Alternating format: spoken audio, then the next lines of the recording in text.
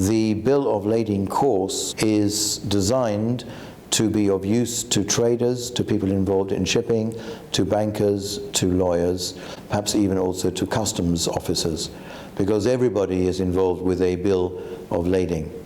The all-important Bill of Lading is the most crucial document in all of trade and is vital also for ship owners and for anybody who's buying a cargo without involvement with shipping.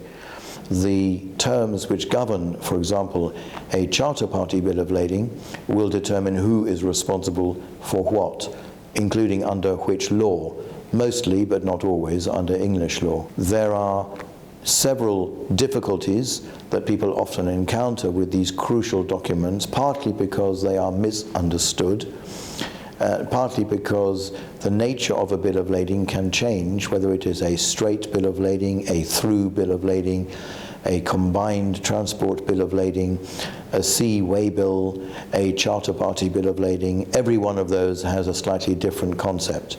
That is what the course will help you to understand.